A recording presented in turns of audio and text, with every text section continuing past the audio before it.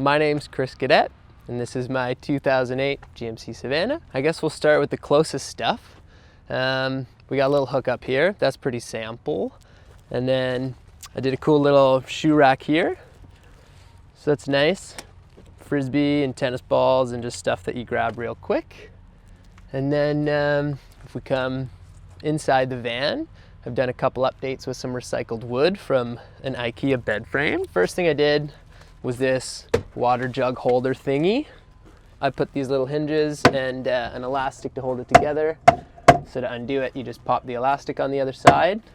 Nothing fancy at all. A lot of times I'll cook up here and put my stove down here because I don't really have a stove area. I just kind of cook wherever. And I also use it as a seat. So what I would usually do is just put that seat up. It's pretty much the only place I can sit up in the van, to be honest, other than the floor. But then that way I can play cards with my partner or whoever and actually have some space. So that's been pretty cool. I also built all this stuff out of the same recycled wood. You just like peel out and forget you have a ton of stuff on there, and you turn a corner and everything would just come flying out. So yeah, built this little border, built this wall, so a little bit more storage, another little hook. And then it's pretty practical too because it serves as like a barrier to the front seat, which is nice. So I have my skateboard back there. Also recycled, I found this on the side of the road. So I built a little bracket in there, nothing fancy. Put my clothes and gear down there. And yeah, it's also where I have my electrical setup. This is just an Amazon inverter you can get for 40 bucks. So it's got the 2 USB ports. It's got the regular old plug-in. And so that's running underneath to my new electrical system I'll show you. So this is kind of like an impractical setup design, but it does the trick. Just gotta give that a tug. Yeah, so just a marine deep cycle battery. There's a small fuse over here, so I can add to it eventually, but it's nothing mega. And then I have this kill switch that'll shut the entire system off so that it's no longer pulling from the front battery even while the car's running. And so essentially with the isolator in the front as well, it's always charging itself when I'm driving, and then when I'm using it, it's not attached to the battery anymore. And so if I ever store the van for like a month or so, I can just turn this switch here and then it just kills the entire system. Yeah, so I just ran the wire kind of underneath the seat and then taped it down. So here you have the isolator. And so essentially that guy is attached to the main battery. And so when I'm driving, it's sending power through the isolator down into my battery. But then when I turn the vehicle off, it no longer stays connected to the main battery. So any power that's being drawn from the rear battery isn't pulling from the front. And I'd say that is the most expensive part minus the actual battery. So that was, I think, 120 bucks. The battery might be 200. And then with the isolator and the wiring, I think I did everything for about 500, which to me was the cheapest that I'd seen someone do like a full electrical setup. And I can still add on to it because I put a big enough fuse box in there. So yeah, it's pretty good for what I need it for. I'm not like running anything huge. I don't run a fridge off of it or anything. And pretty much just need to charge stuff. Because I did kill my front battery a few times by just being like, oh no, you could keep your phone plugged in. It's totally fine. So yeah, but the main reason I wanted the electrical was for running the fan because it was getting quite hot in the summer, and not having any windows or anything either, and it being quite insulated. Once you start breathing and moving and hanging out in there, it got pretty hot. So yeah, so I got the fantastic fan. I think it's the 1200 model. And so there's a little hack that I use to save a bit of money because I'm a bit of a frugal person. So this is the 1200 model, which only sucks air into the van. And then the model up is an extra $60 for it to also run the opposite direction.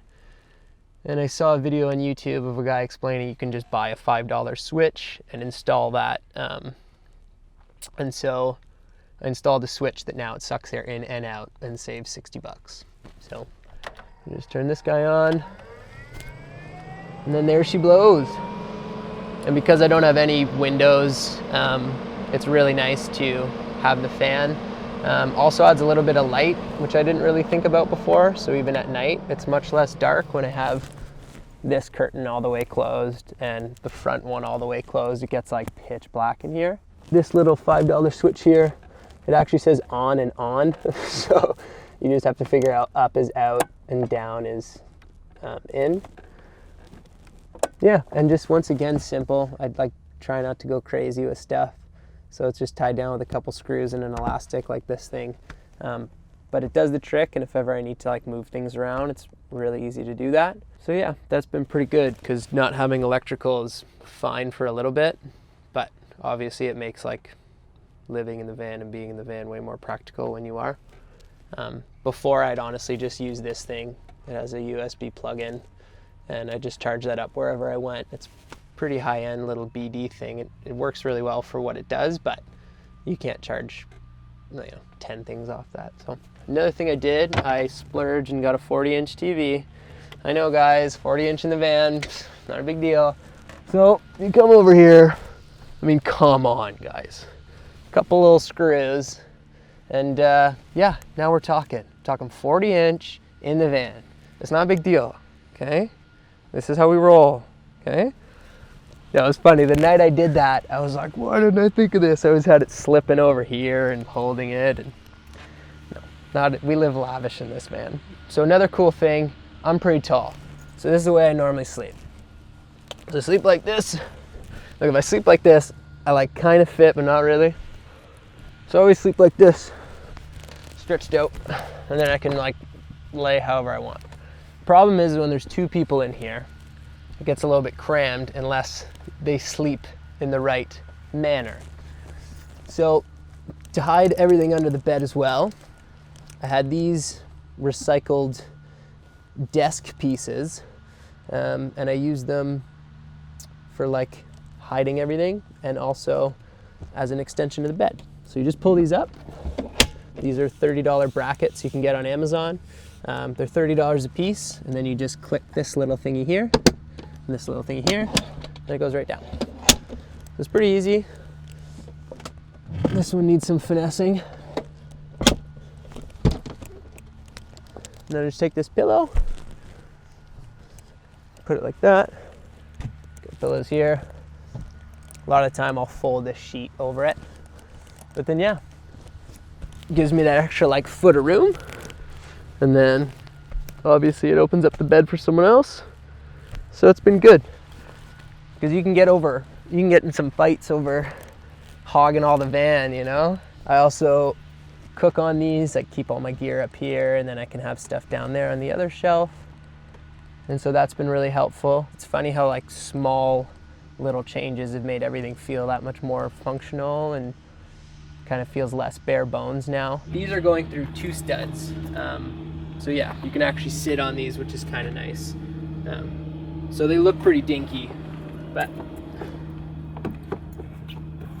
yeah, you can sit on that, no problem. A little bit bendy, but yeah, when you're hanging out, you just want to watch the sunset or hang out, just another way to sit. But that's pretty much it. That's my van for now, and I'm sure it'll keep evolving over time. Well, I did live in it for about 6 months when I first moved here. Then I met a girl. I started living at her place, and then we got our own apartment. And so now it's just been kind of like weekend warrioring with it. You know, I come and hang out in here sometimes, even if I have an apartment. It's like your little tree house, but it's a little van house, you know? But you come in here and kick it and get stoked about the next adventure. And so it's made like climbing on the weekends super easy. And, you know, it's funny, I set up a tent in Port Renfrew for the first time in a while. And I realized like I hadn't set up a tent in forever, because everywhere I go, I bring the van and just sleep in here with my iPad and comfy bed. And yeah, I realize how soft I've gotten for sure. I also do overnights as my job. So I sleep in here 4 nights, 4 to 5 nights a week. And so it's been really cool to pull up and have this thing to crash in. I think really just kind of assess what your means are and what you really think you need at first, so that you maybe don't go overboard and build it out to the point where you can't kind of readjust it as you go. So I think that's why when I first started, I really just had the bare bones, like the bed frame and a little bit of storage. And then over time I realized kind of what I needed, and so I've gotten a new mattress. It's much more comfy, a little bit more room to sit, and just kind of made it a little bit cozier looking too, and refined it slowly. But it's also easier to adjust then, because you kind of acquire the materials over time, and you kind of use your resources of, you might have a few friends who are good at certain things that might help you. Like I have a friend who helped me install the fan, because I'm not good at, I've never used like a Dremel or whatever he used for it, and little things like that. So if you do it over time and it's not a big rush thing, I think you can kind of tweak it just how you want it, versus you do it all in one push.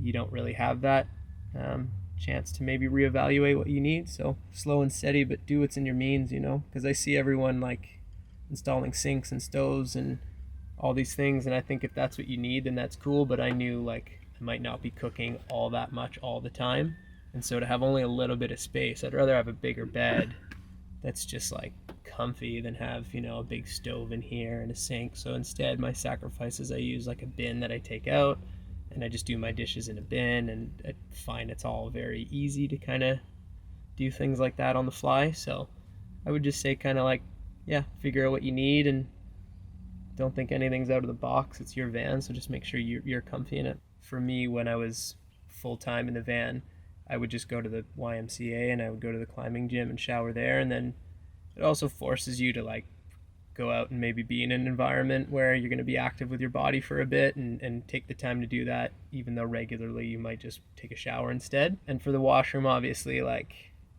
I got a couple horror stories that, like one morning I went to go poop, and I was parked by the beach, and normally the washrooms there, the public washrooms, are open, and I'd sleep there most nights. And I went, and they were locked, and I was like really desperate, so I went in the van, and I just like, it was either poop my pants or poop in a grocery bag. So I just pooped in a grocery bag and then threw it out. And not a glamorous moment. You're for sure like, I live in the van right now, but it is a silly story, and it's not the only one I have. But usually you're kind of successful. Like my big beta tip is I would sleep behind like coffee shops that I felt comfortable, and then you can wake up, get your Wi-Fi, download your stuff, do your business, brush your teeth, wash your hands. But that's for number twos. So that can be tricky, but like having friends, there's lots of McDonald's and Tim Hortons around, so you could figure that one out. And then if you're a guy, you can just pee in a bottle, which I'd often do, and it's less steps than going to your washroom. So it's kind of easier than peeing in a house or an apartment. And then for my girlfriend, I got her a Shiwi because she was jealous of how I could just pee in the van. And so, yeah, it's actually a different brand. Shiwi's okay, but the Shiwi has a small hopper, and I got one with a bigger hopper so it doesn't overflow. And so, yeah, you just put that in the bottle, and away you go if you're a girl. I've never tried it, but it looks like it works. So yeah, those are the two ones. Just hide your pee bottle when you're like showing people your van, because that can be kind of gross. I think some of the challenges are just kind of small things. Like I got really comfortable at sleeping in my van, to the point where the van was like the most comfortable place I could sleep. I love it, but there's sometimes when you might pull up somewhere where you don't want to be outside or in the street or in a park or even parked by the beach, where you kind of want to retreat to the feeling of being in like a secure spot where no one can really like see you and you can't hear people, and it's comfortable to have that, I guess. But in a van you don't really get that. Even if you're secluded and your windows are closed, like you'll still hear people walking by and talking, and the sounds of anything that's happening around you. So I think settling into a space that you feel like you have some privacy, and you can have quiet time, can feel weird in a van. So that feeling of like always being on the move is kind of like always there in a van, because it's obvious, like I'd be resting some nights, and then just like out of nowhere people would walk like a foot away from the side of your van talking at normal voice, and you can hear them as if they're in here, and you go like, oh shit, right, I'm like on the side of, like I'm just in this random street. But I think that would probably be a challenge, is getting used to feeling like you have a cozy, secure space that's kind of private. And then also, I think a lot of people might have a hard time with not knowing where you're going to sleep every night. I would say it's kind of intuitive intelligence. Like if you feel good somewhere, chances are there's a reason, and you'll at least be able to sleep well and cook your meal or watch your show. And the last thing you want to do is feel like you're encroaching on anyone's space or doing something illegal. So I would just stick to the places I felt comfortable in and knew about, and meeting other van lifers who have a couple hacks, and then try not to give away those spots too much so they don't get crazy. People come up to you and talk to you as if you're sometimes part of a community of people who are like strapped to living in their van because financial restraints or just like bad circumstances, and they don't realize some people do it just because they want to do it. And so the majority of the people that approach you are like talking to you about like places you can go get free food and soup kitchens and places you can stay for free. I've had a lot of experiences like that, which I find cool. That I get to hang out and talk to random people, and people have come and checked out the van too, and they see you parked like you pull up to a spot like this and you do your house cleaning and you're like sweeping the floor and cleaning things up. People come by and check it out, so that's pretty cool. I don't know that it would be my philosophy, but I think my big thing would be like explore the internal universe within yourself, because then it makes it kind of more pleasurable and deliberate and easy to explore the external one. And I think do the things that just make you happy and add value to your life, because life's the longest thing we can measure, but it's still very short in its own way. So definitely don't shy away from doing the things you love, and maybe taking a step out of your comfort zone and trying new things is always good. But treat yourself right, treat others right. I think that's the philosophy. And definitely don't be shy to go deep, because it's easy in this very busy and fast world to just like keep on the cadence of the human machine and the work and the expectations of all the social pressures and the institutions. And it's nice to zoom out of all that and kind of find the place that you want to be within it, and then remind yourself that it's still a game. So when you go away in the van, or you go travel, or you start a new project, you can really go deep into the meaning of exploring these things, because it can get mundane if you're just day after day doing the same stuff. You could follow me at Christopher.Dalton at Instagram, and feel free to contact me there. I don't have much social media aside from that, but I've loved the amount of people who've messaged me to ask me advice about the van or the process. I think it's been really cool, and I get fired up that many people are exploring it, because I do think it's definitely worthwhile. So contact me there, follow me, check out my stuff, and hopefully see you around. Hi everyone, hope you enjoyed this episode in the Alternative Dwelling series. If you wanted to see more, a playlist is popping up right now where you can watch every episode we've ever made. Don't forget to like this video and hit that subscribe button, and check out the links in the description if you want to support this channel and this show. And we'll see you next Monday for another episode of Alternative Dwellings.